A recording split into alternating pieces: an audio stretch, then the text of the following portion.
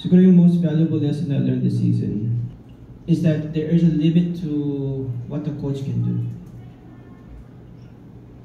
Alam ko naman na many people, as always, na they will bash the coach for the draft, for the team's performance at the end. And I do take responsibility for that talaga. But I can do really say proudly na I really did my best also this season. But even though I did my best, then usually the performance should come out well.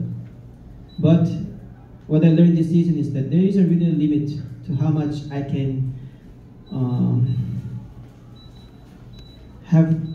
how much I can influence the team.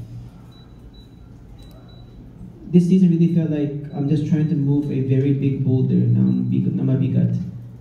Me and coach, we tried to move the boulder so hard, but it won't budge. We tried to find ano ba yung mga equipments we can find. Ano ba yung mga methods and creative ways we can try to move the boulder. But ayaw pa rin mag-budge. So what I learned is there's a limit to what the coach can do. Sometimes, if the players won't budge or the team won't budge, then the influence of the coach is not really that influential. That's what I learned this season. Yung sa akin, yung pinaka natutunan ko sa season na to is kailangan ko kasi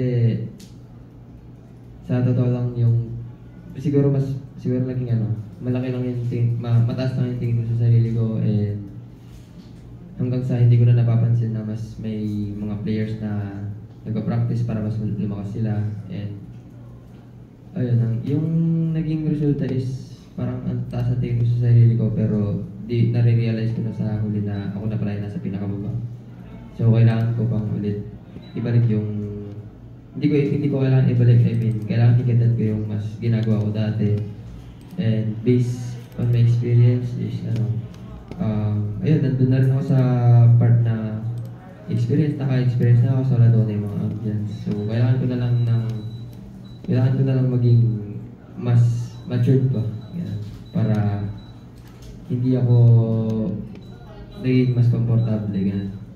And yun nga, based on sarili ko, kailangan ko pang i-pressure sarili ko para habang tumatagal, mas nagiging okay yung mga ginagawa ko. Yung sa akin siguro,